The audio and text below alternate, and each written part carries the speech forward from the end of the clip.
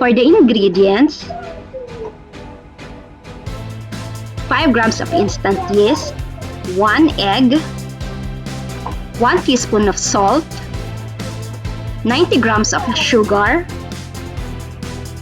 3 and 1/4 cup of flour, 55 grams of melted butter, and 1 cup of fresh milk. You can also use the whole milk or skim milk.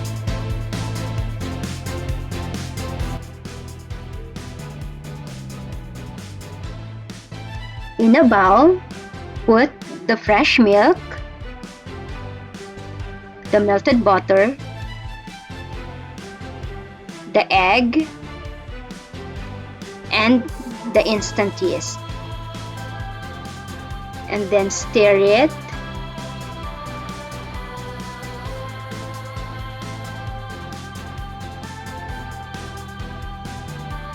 Then mix it with the flour, sugar, and salt.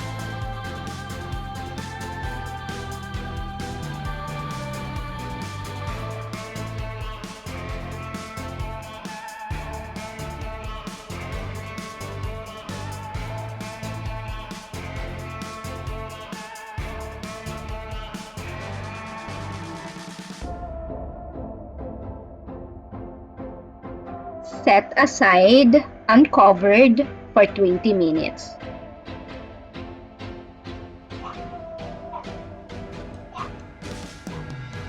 Put some amount of flour and knead the dough for about 7 to 10 minutes.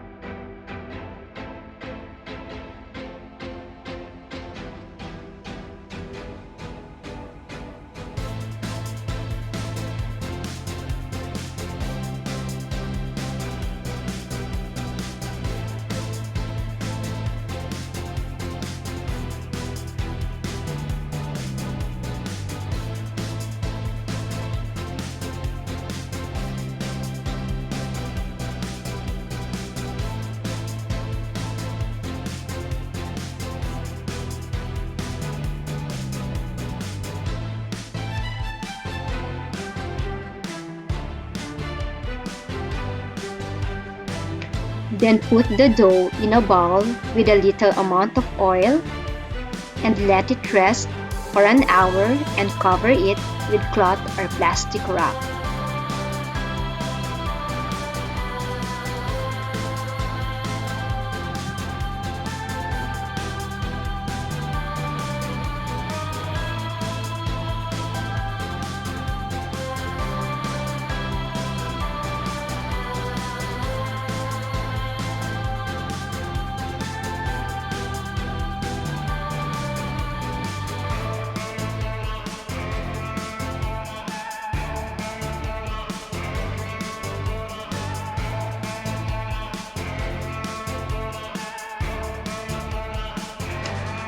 Put the dough in a flat surface, divided into 18 pieces with approximately 50 grams each slice.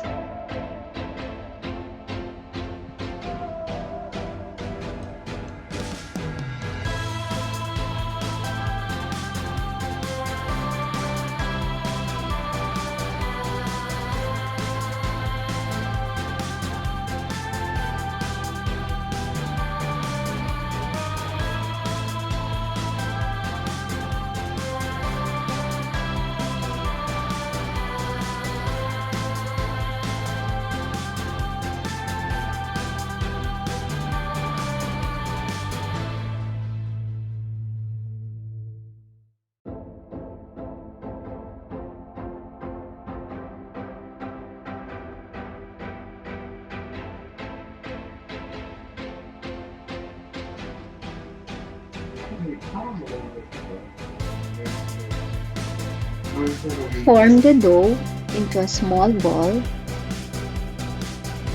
and roll it in a cup of breadcrumbs to cover it evenly.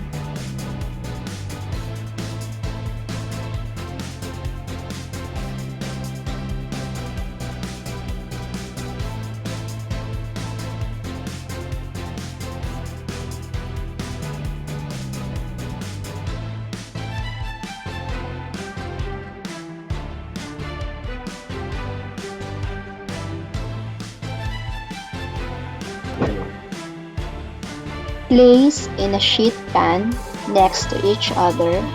Cover and let it rest in a warm place until doubled in size.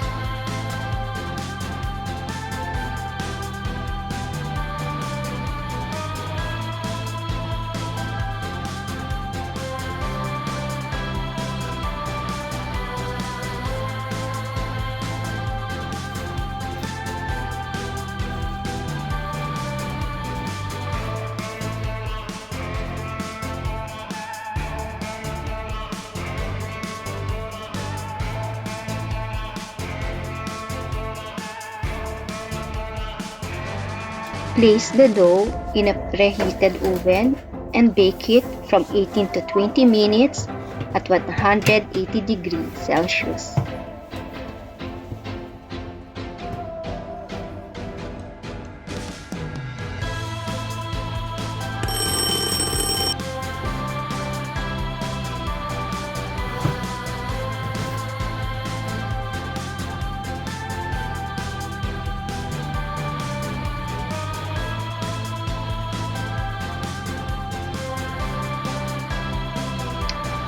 You can use any kind of your desired spread to add more taste to your pandesal.